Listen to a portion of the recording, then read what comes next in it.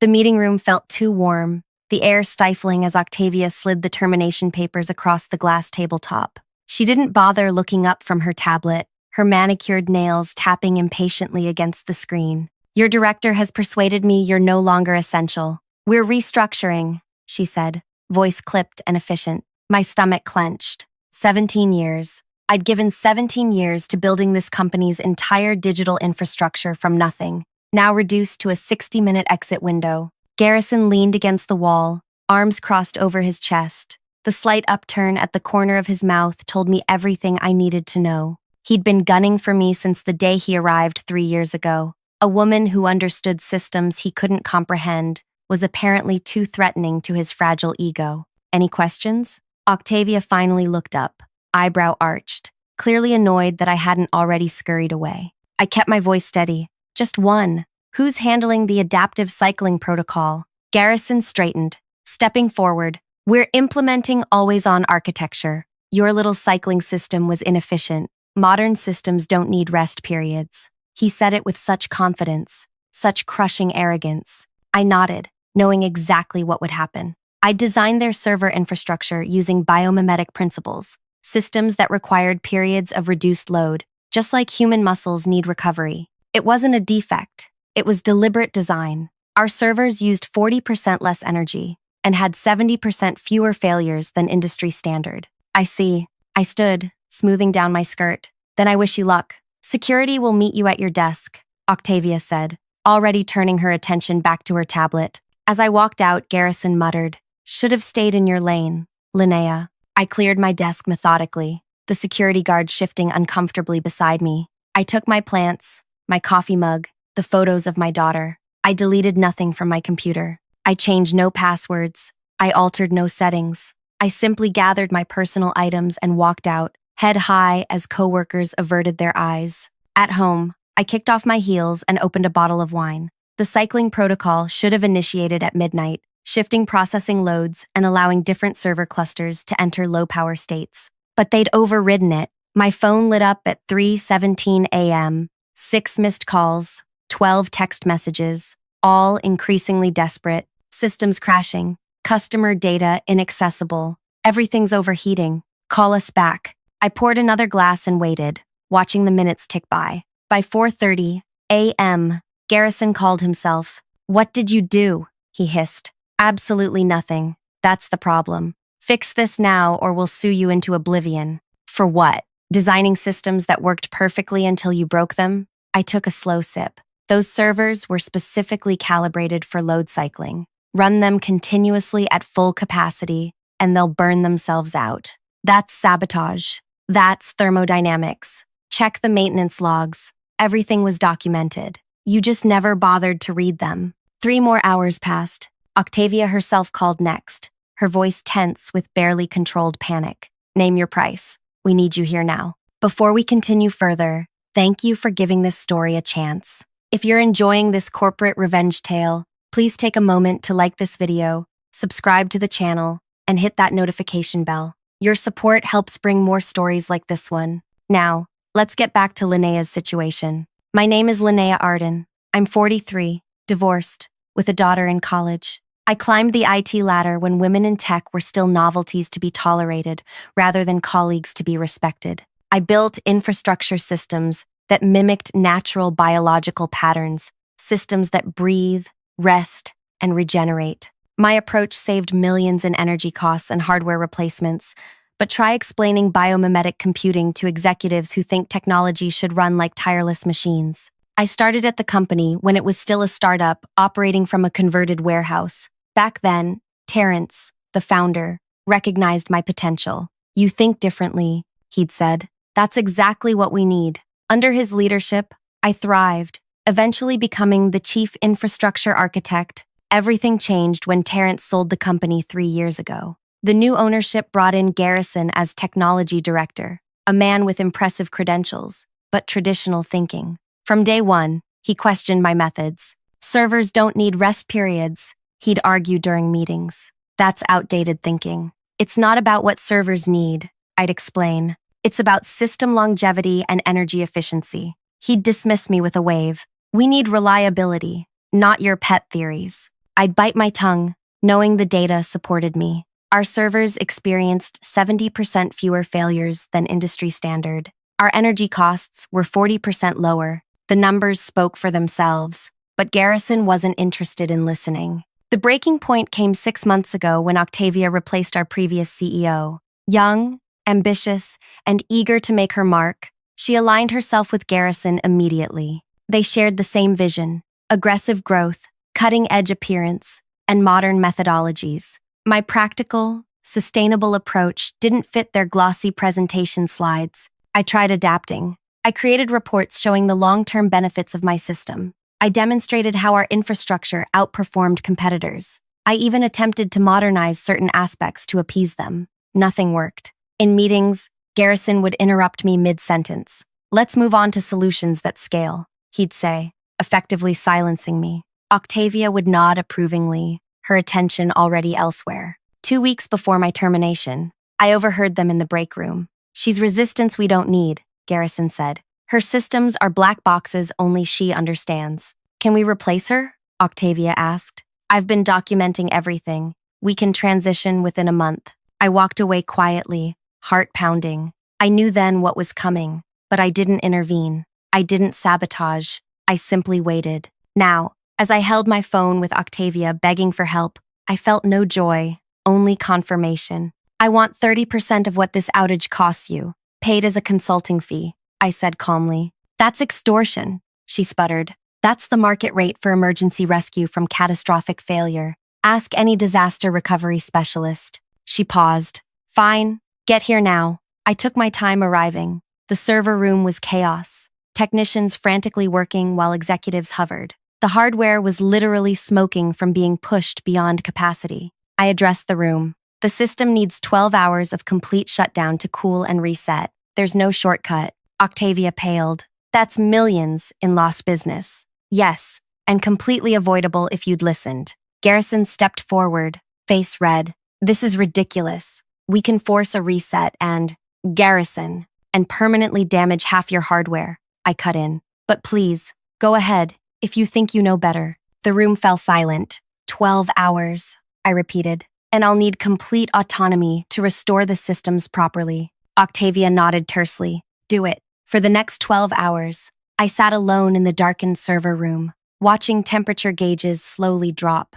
I used the time to document everything: the override commands Garrison had implemented, the warnings he'd ignored, the alerts that had been dismissed. I compiled it all, meticulously. When the time came to restart the systems, I did so gradually, implementing the proper cycling protocols. As servers came back online, relief spread throughout the company. By morning, everything was functioning normally. I was escorted to Octavia's office, where Garrison sat, tight-lipped and silent. "The systems are stable," I reported. "But there's something you should know." What I revealed next would change everything, not just for me, but for the entire company. The house of cards Garrison had built was about to come crashing down, and I had positioned myself perfectly to emerge from the rubble stronger than ever. But as I opened my mouth to continue, a notification pinged on Octavia's computer. Her face drained of color as she read it. "We have another problem," she whispered. Octavia turned her screen toward me. Customer complaints were flooding in, not just about the outage, but about corrupted data. Some transactions from the past week were showing errors. Others were missing entirely. "This wasn't part of the server overheating," she said accusingly. "No, it wasn't." I set down my coffee. "This is the cascade effect I warned about in my quarterly report last spring. When you force continuous processing without proper cycling, data integrity checkpoints get skipped." Garrison slammed his hand on the desk. "That's convenient, blaming your design flaws on us." "My design accounted for human error," I countered, "including the error of ignoring design specifications." The tension in the room was thick enough to choke on. Outside Octavia's glass office, employees hurried past, stealing glances. News of the catastrophe had spread through the company like wildfire. "How long to fix it?" Octavia asked, her composure cracking. "The data corruption? 3 days minimum. Some of it may be unrecoverable." Garrison stood up. "Unacceptable. I'll bring in an external team."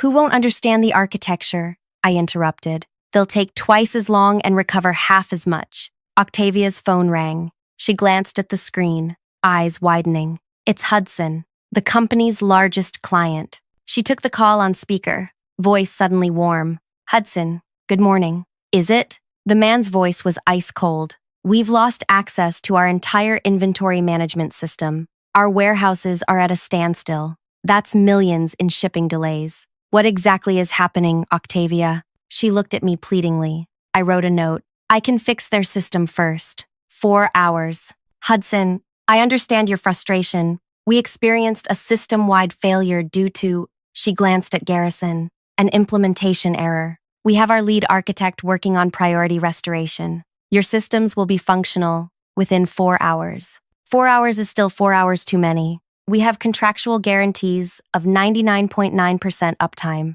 I understand. We'll discuss appropriate compensation once systems are restored. After she hung up, Octavia's professional facade crumbled. Fix Hudson's systems first. Then we'll discuss your consulting fee. I smiled politely. My fee just increased to 40%. That's absurd, Garrison exploded. Data recovery is more complex than system restoration. Different skill set, higher premium. I gathered my things. I need access to my old workstation and credentials. Give her whatever she needs, Octavia told Garrison. Working through Hudson's data issues took exactly the 4 hours I'd promised. Their systems came online first, while the rest of the company remained in various states of disarray. By that evening, I'd stabilized about 30% of the affected systems. As midnight approached, I sat alone in the server room, surrounded by the hum of equipment. The door opened, and Garrison slipped in. I know what you're doing, he said quietly. Saving your career?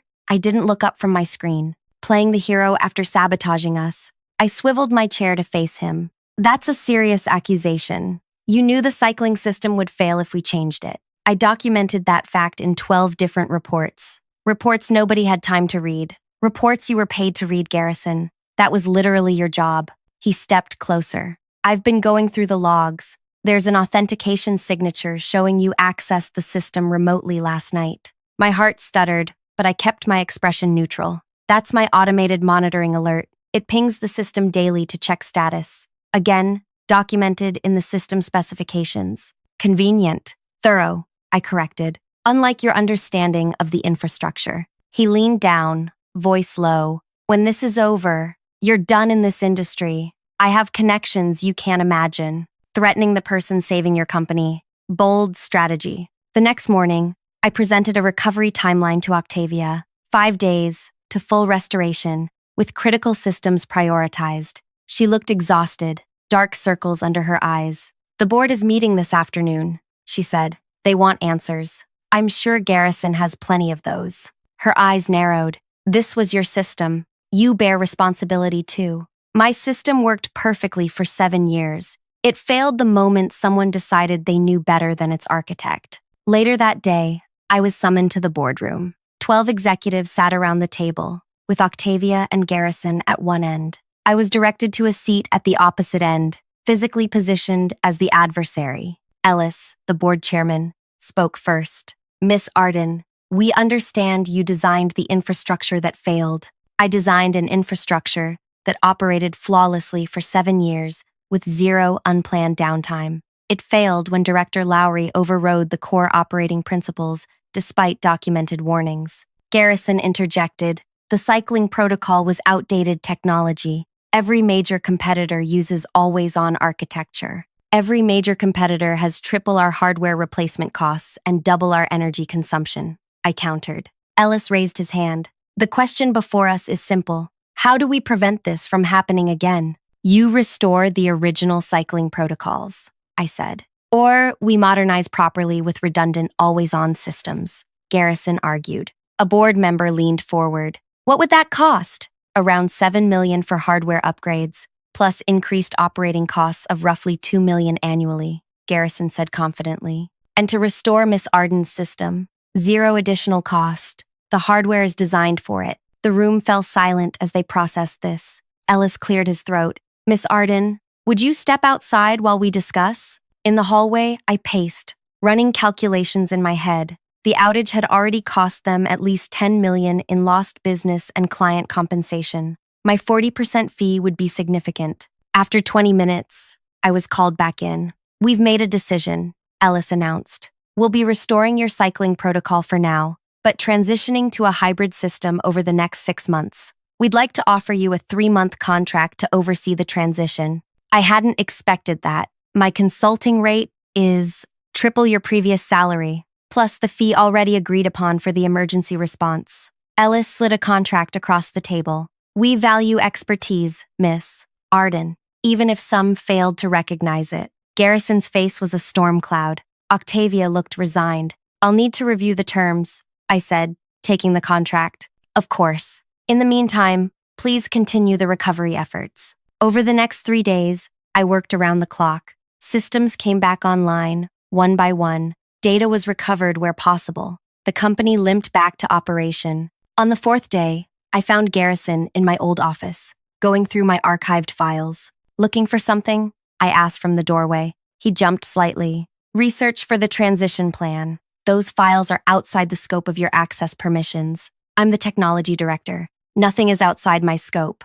I stepped closer. You know what I think, Garrison? I think you're desperate to find evidence that I sabotaged the system. Because if you don't, everyone will know this disaster lands squarely on your shoulders. His eyes narrowed. The board may be temporarily impressed by your recovery efforts, but they see the bigger picture. Your system was a house of cards. My system was brilliant, and you know it. That's what really bothers you. That a woman created something you couldn't understand, much less improve upon. You're living in a fantasy world. He gathered his tablet. Enjoy your temporary victory. This company will be implementing my vision, not yours. As he brushed past me, I caught his arm. Before this is over, everyone will know exactly who you are. That night, as I reviewed the contract offered by the board, I noticed something peculiar. A clause regarding intellectual property that hadn't been in my original employment agreement. I called Mira, my attorney. They're trying to claim ownership of your biomimetic computing methodology,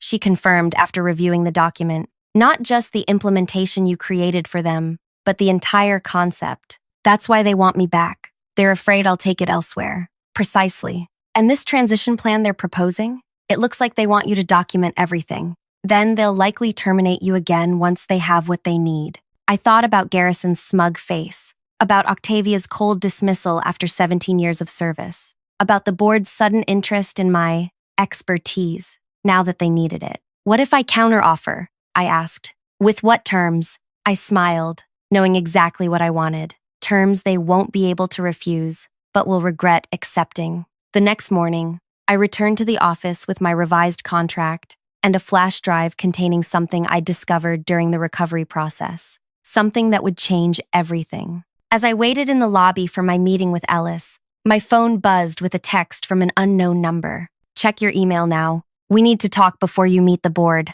I opened my email to find a message from Octavia's personal account, not her company one. The subject line read, "What Garrison didn't tell you." The attachment was a series of emails between Garrison and someone named Pierce at a competing company. My heart raced as I began to read, realizing I had underestimated just how deep this conspiracy went and how perfectly positioned I now was to exploit it. The emails unveiled a shocking conspiracy. For 6 months, Garrison had been feeding information to Pierce, the CTO of our largest competitor. Not just company gossip, detailed infrastructure vulnerabilities, client dissatisfaction metrics, and strategic roadmaps. The most damning email was sent just 2 days before my termination. Once Linnea is removed, we proceed with Phase 2. The system will fail within 72 hours of disabling her cycling protocol. When clients panic, your team can offer emergency migration services. Split the commissions 70/30 as discussed.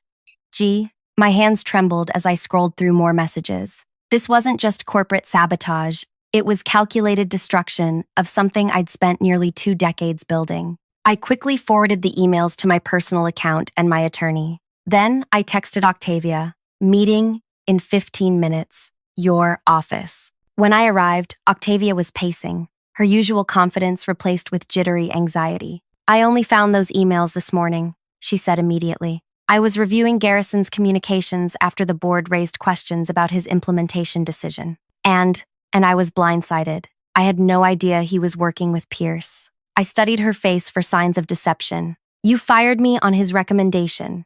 Because he showed me reports indicating your system was inefficient, reports that apparently were manipulated. She slumped into her chair. The board is going to crucify me. The board doesn't know yet? She shook her head. Just me. I wanted to speak with you first. I considered my options. The flash drive in my pocket contained not just Garrison's treachery, but something equally valuable. Proof that my biomimetic computing methodology had applications far beyond what the company had implemented. During the recovery, I discovered logs showing how my adaptive systems had automatically prevented 3 major cyber attacks last year alone, a feature I'd built in but never documented. Here's what's going to happen, I said calmly. We're going to meet with the board together. You'll present what you found about Garrison, and I'll present my contract revisions. They'll fire me, Octavia whispered. Possibly. That depends on how you handle the next hour. The boardroom was tense when we arrived. Ellis looked surprised to see Octavia accompanying me.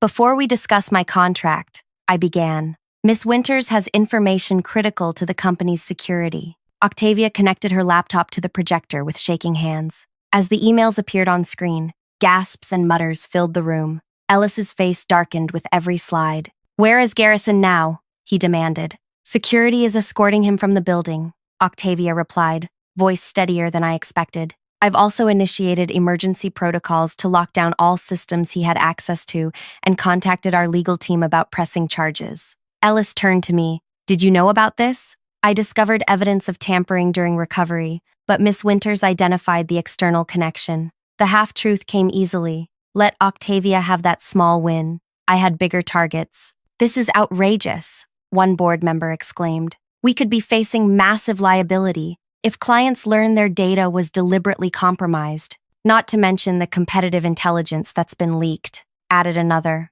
I cleared my throat. There's more. I connected my flash drive. While recovering systems, I discovered that my adaptive infrastructure actually prevented 3 major cyber attacks last year through its self-healing protocols. Attacks that were never reported because the system handled them automatically. I displayed the security logs, the timestamps, the blocked intrusion attempts. These security features weren't in any documentation, Ellis noted. They were proprietary innovations I was still refining, innovations that are part of my broader biomimetic computing methodology, which brings me to my contract revisions. I distributed copies of my counteroffer. The room fell silent as they read. This is unprecedented, Ellis finally said. My terms were clear. 1. Full ownership of my biomimetic computing, intellectual property, with the company receiving a perpetual but non-exclusive license. 2. Creation of a new Chief Innovation Officer position, reporting directly to the board,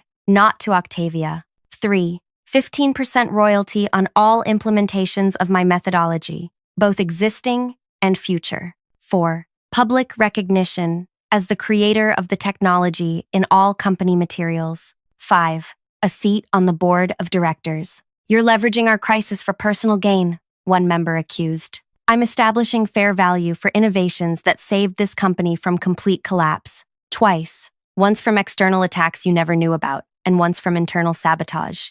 I leaned forward. My technology is worth billions. You're getting it at a discount. Ellis studied me. And if we refuse, then I walk away with my IP, start my own company, and you lose not only your infrastructure, but your competitive advantage in the market. The negotiations lasted 3 hours. Voices were raised, threats made, lawyers consulted. By afternoon, we had a deal. Not everything I asked for, but enough. I would have my C-suite position, my IP ownership, with favorable licensing terms, and my board seat. Octavia survived, barely, demoted to regional operations, while the board searched for her replacement. She accepted her diminished role with surprising grace. As we left the boardroom, she pulled me aside. You could have destroyed me. That was never my goal. What was your goal? I smiled.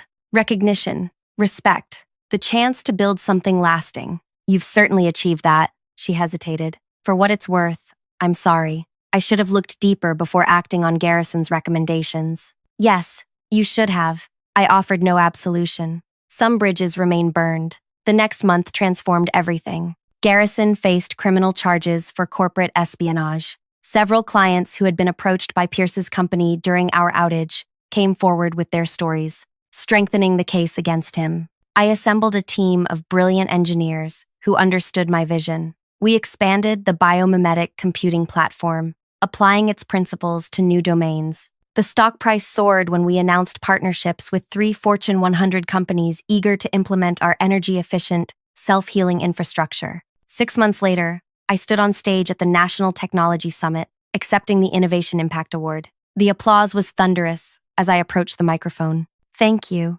This recognition means a great deal, particularly because it acknowledges something I've believed throughout my career, that the natural world offers profound lessons for technological design. Systems that breathe, rest, and regenerate aren't inefficient. They're sustainable. They're resilient. They're the future. From the audience, I spotted Ellis and the board members, beaming proudly, as if they'd supported me all along. Seated further back was Octavia, her expression unreadable. I'd like to share an insight that guided me through difficult times. I continued. Innovation doesn't fear disruption. It anticipates it. The systems I design expect failure and adapt to it, growing stronger in response. What I didn't say was how perfectly that principle had applied to my career. When they tried to discard me, they created the conditions for my greatest triumph. Garrison's betrayal, Octavia's poor judgment, the board's short-sightedness, all became leverage in my ascension. The sweet irony wasn't lost on me.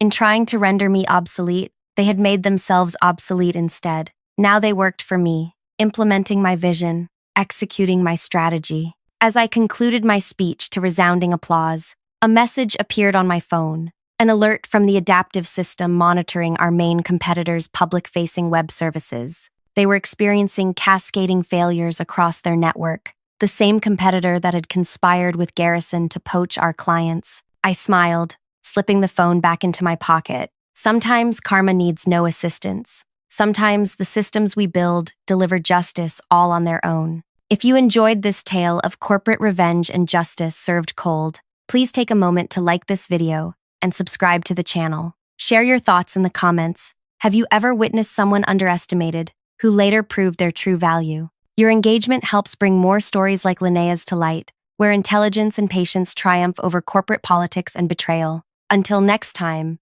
remember that sometimes being declared obsolete just means they haven't caught up to where you already are.